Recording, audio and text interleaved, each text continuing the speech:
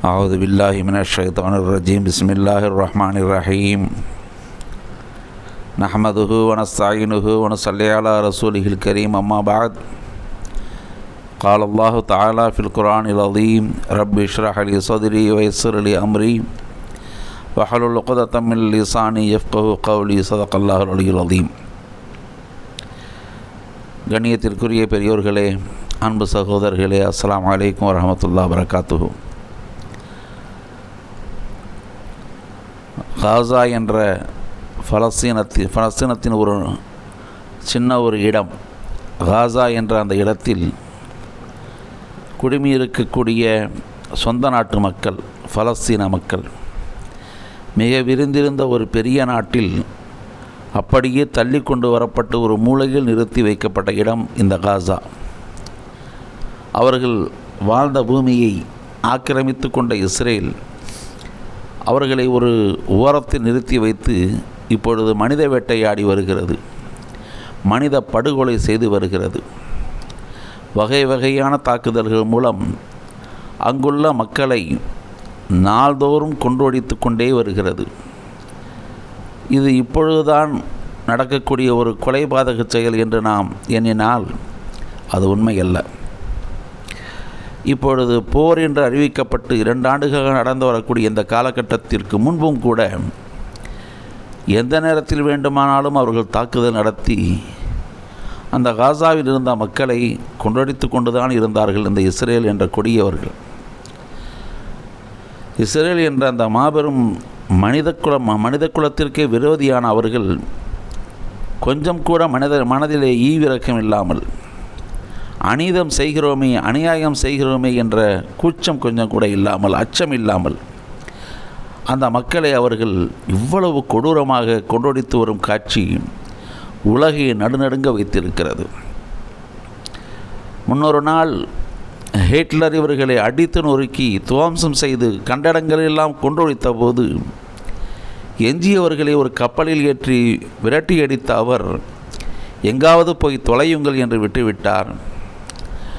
அன்று உலகத்தின் பல நாடுகளை தன் கைவசம் வைத்து ஆட்சி செய்து கொண்டிருந்த பிரிட்டிஷ் ராஜ்யம் அரபு நாடுகள் சுற்றி இருக்கும் இடத்தில் நடுவில் ஒரு இடத்தை பிடித்து அங்கே இந்த வந்தேரிகளை, விரட்டப்பட்ட இந்த கொடியவர்களை கொண்டு வந்து அங்கே குடியமர்த்தியது. சுற்றியிருந்த அரபுகளும் இவர்கள் வேதக்காரர்கள் என்பதால் நம்முடைய வேத சொந்தங்கள் தான் இவர்கள் என்ற அடிப்படையில் அவர்களை ஏற்றுக்கொண்டார்கள். அவர்களுக்கு இருக்க இடமும் கொடுத்தார்கள். அந்த நன்றியை மறந்து எவர் தங்களுக்கு இடம் கொடுத்தார்களோ, இந்த உலகத்தில் எவருமே இடம் தரமாட்டேன் என்று எல்லோரும் கைவிரித்துவிட எவருக்குமே மனம் வராத நிலையில் இங்கு இறக்கப்பட்டு இடமளித்த இந்த அரபு மக்களுக்கு மத்தியில் அமர்ந்து கொண்டு இன்று அந்த அவர்களுடைய சொந்த பூமியையே ஆக்கிரமித்து வைத்து கொண்டு அந்த மக்களை தீவிரவாதிகள் என்றும், பயங்கரவாதிகள் என்றும், நச்சு கிருமிகள் என்றும் வர்ணித்து அவர்களை கொன்றடித்து வருகிறது. ஏற்கனவே அவர்கள் செய்கின்ற அத்தனை அட்டகாசங்களையும் மீடியாக்களின் குரல் வலையை நெறித்து வெளியில் சொல்லாமல் மறைத்து வைத்து ஏதோ இவர்கள்தான் பெரிய அரசு நடத்துவது போலவும் அந்த பலஸ்தீன் மக்கள், காசா மக்கள் தீவிரவாதிகள் என்றும் இவர்கள் அறிவித்து மக்களுக்கு மத்தியிலே ஒரு மாயையை காட்டிக்கொண்டு வந்தார்கள். ஆனால் அக்டோபர் 7 என்ற அந்த நிகழ்ச்சிக்கு பிறகு உலகம் இந்த கொடியவர்களின் செயல் என்னவென்பதை கண்டுகொண்டு வருகிறது. நாள்தோறும் தாக்கப்படும் தங்களுடைய மண்ணின் மைந்தர்கள், நாள்தோறும் தாக்கப்படும் தங்களுடைய குடியிருப்புகள், தங்களுடைய மக்கள், தங்களுடைய தாய் தந்தையர், தங்களுடைய சொந்த பந்தங்கள், தமது பெண்கள், தமது குழந்தைகள், இதை கண்டெல்லாம் மனம் வருத்தமுற்று இனியும் இவர்களை விட்டு வைத்தால் சரிவராது, எதிர்க்கத்தான் வேண்டும் என்று சுதந்திர வேட்கையோடு அவர்களை எதிர்த்து வருகிறார்கள். அப்படிப்பட்ட அந்த மக்களை நாளொரு மேனியும் பொழுதொரு வண்ணமுமாக கொன்றொழித்து கொண்டே வருகிறது. இதில் முக்கியமாக கவனிக்க வேண்டிய விஷயம் என்னவென்று சொன்னால், இதே இஸ்ரேலை அந்த பலஸ்தீனுடைய போராளிகளான ஹமாஸ் படையினர் திருப்பி தாக்குகின்றார்கள். ஆனால் அந்த தாக்குதலிலே எந்த ஒரு பொதுமக்களும் பாதிக்கப்படவில்லை.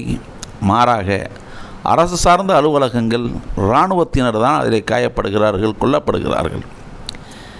யமன் தாக்குதலிலும் அதே தான் நடந்தது. ஹிஸ்புல்லாக்களின் தாக்குதலிலும் அதுதான் நடந்தது. ஈரானின் தாக்குதலிலும் அப்படித்தான் நடந்தது.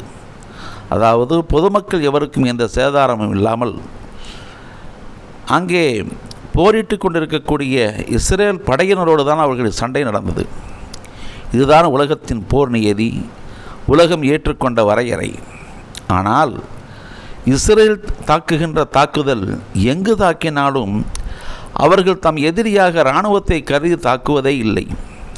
மாறாக பொதுமக்கள், பெண்கள், குழந்தைகள், மருத்துவமனைகள், பள்ளிக்கூடங்கள், வழிபாட்டு தலங்கள் என பார்த்தவர்கள் தாக்குவதால் சேதாரம் அதிகமாக இருக்கிறது.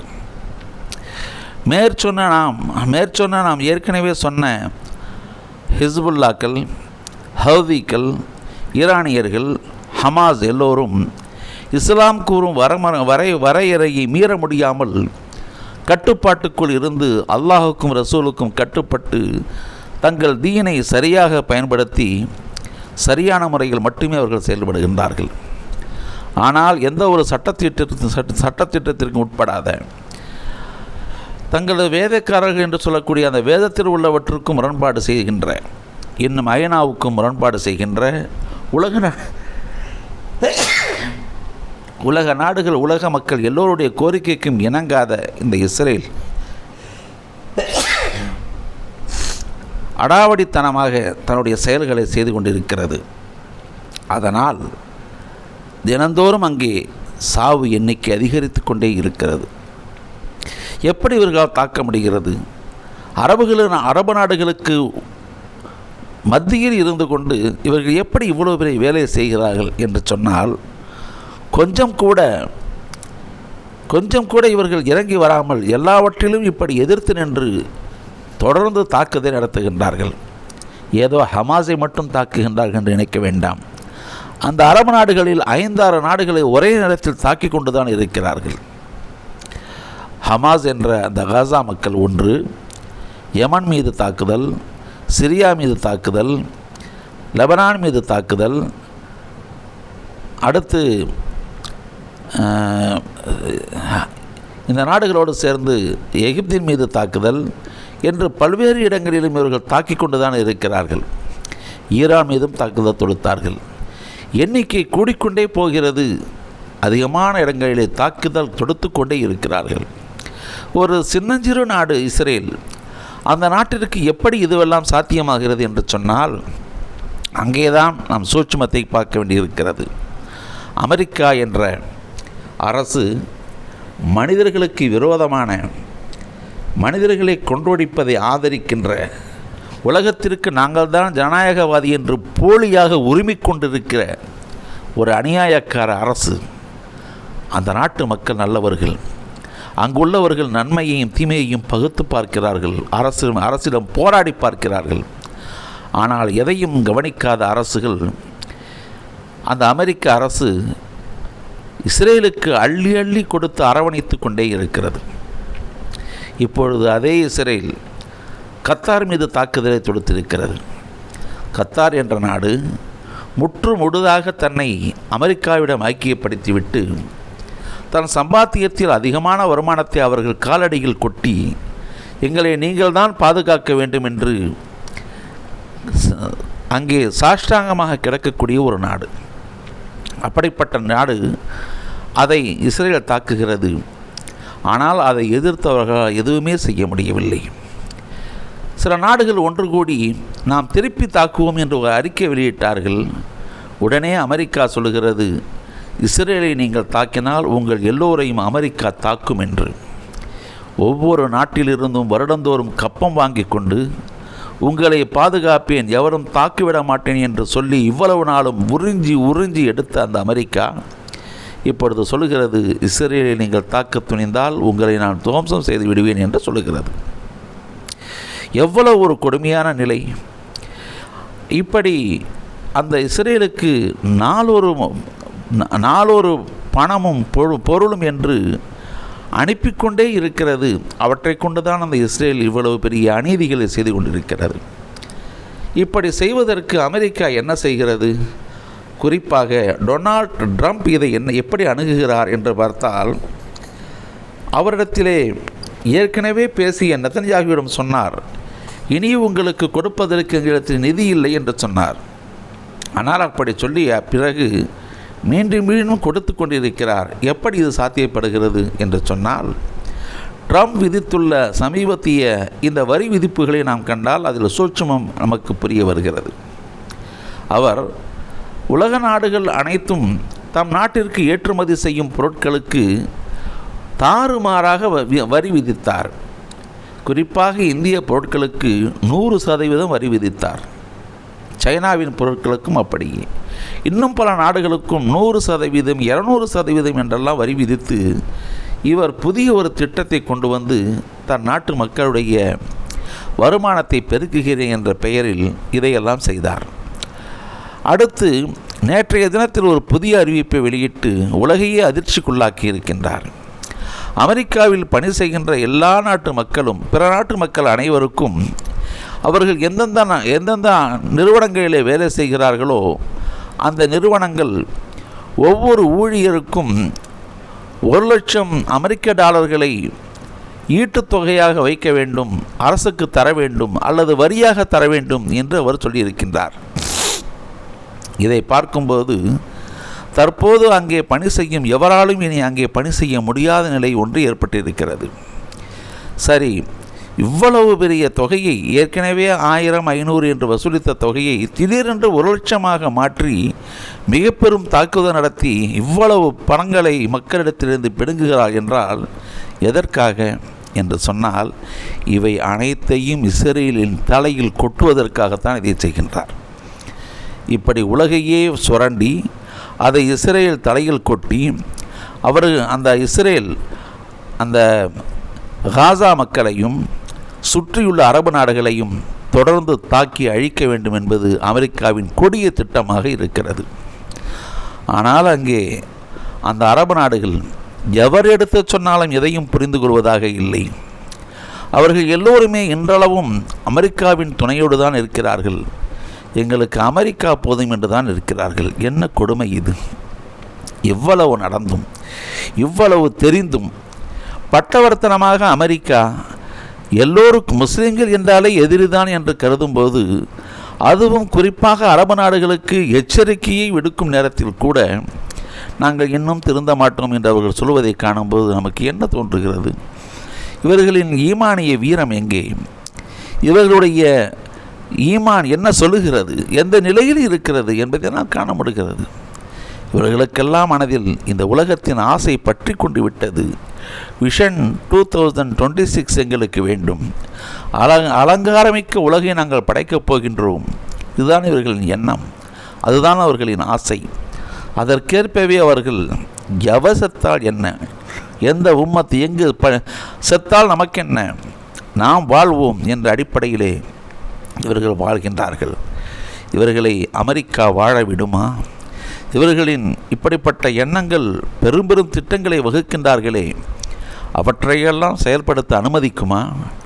எங்கே எப்போது ஆப்பு வைக்கும், எப்போது எங்கே தன்னுடைய சூழ்ச்சியை உள்ளே சொருகும் என்பது யாருக்கும் தெரியாத நிலையில் இவர்கள் இந்த கொடியவர்களின் கால்களிலேயே கிடக்கின்றார்கள்.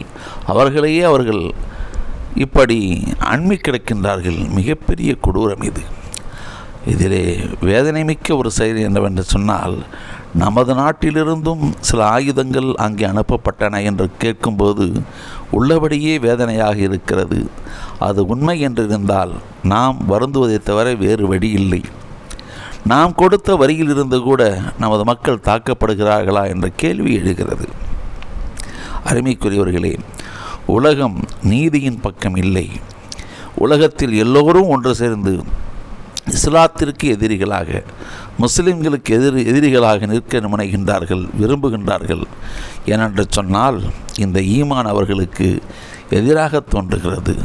இந்த ஈமானிய கொள்கைகள் அவர்களுக்கு வேம்பாக கசக்கிறது.